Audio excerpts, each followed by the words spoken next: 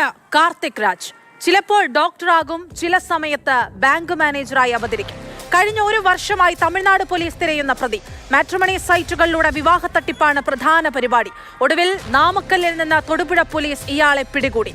Cinema style ചേസിംഗിനൊടുവിൽ നടന്ന arrest.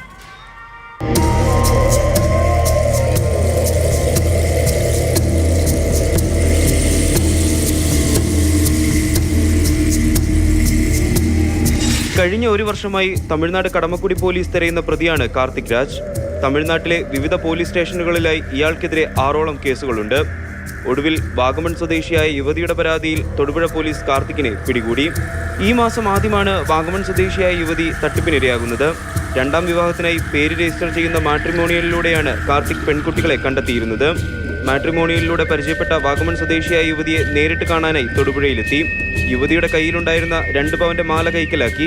പകരം 5 പവന്റെ മാലയാണ് എന്ന് പറഞ്ഞ് വ്യാജമാല നൽകി.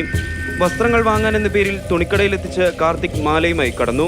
ഇയാൾ കൊണ്ടുവന്നിരുന്ന ഒരു 5 പവനോളം തൂക്കം വരുന്ന ഇമിറ്റേഷൻ ഗോൾഡ് ഈ പെൺകുട്ടിയുടെ കഴുത്തിലേക്ക് ഇട്ട് കൊടുത്തിട്ട് പെൺകുട്ടിയുടെ കഴുത്തിൽ കിടന്ന മാല ഊരി വാങ്ങിച്ചൊരു ലോക്കറ്റിൻ്റെ കയ്യിലുണ്ട്. ആ ലോക്കറ്റ് ഇട്ടിട്ട് തിരികെ തരാമെന്നും പറഞ്ഞിട്ട് പെൺകുട്ടിയുടെ കഴുത്തിൽ കിടന്നിരുന്ന ഒരു 2 പവനോളം തൂക്കം വരുന്ന ഒരു മാല തിരികെ വാങ്ങിച്ചു. പ്രതിയെ തിരിച്ചറിയാൻ സാധിക്കുന്ന യാതൊരുവിധ വിവരങ്ങളുമില്ലായിരുന്നു.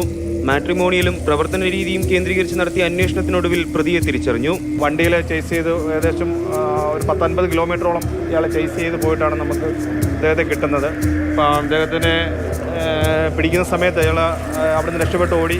ഒരു പോലീസ് കൂടുള്ള ഒരു പോലീസ് ഉദ്യോഗസ്ഥന് മുജീബിന് ചെറിയ പരിക്കുകൾ ഒക്കെ ഉണ്ടായിട്ടുണ്ട്. വളരെ സാഹസികമായിട്ടാണ് അവർ ഇയാളിൽ എത്തിച്ചേർന്നത്. കാരണം അവിടുത്തെ പോലീസ് ഒരുപാട് അന്വേഷിച്ച് കിടക്കുന്ന ഒരു പ്രതിയാണ്. തട്ടിപ്പിനിരയാക്കിയ പെൺകുട്ടികളോടെല്ലാം താൻ ഡോക്ടറാണെന്ന് പറഞ്ഞാണ് തട്ടിപ്പ് നടത്തിയത്. കാർത്തിക് തന്റെ ഭാര്യയെ പറഞ്ഞു വിശ്വസിപ്പിച്ചിരിക്കുന്നത് ബാങ്ക് മാനേജറാണെന്നും കോടതിയിൽ ഹാജരാക്കിയ പ്രതിയെ റിമാൻഡ് ചെയ്തു.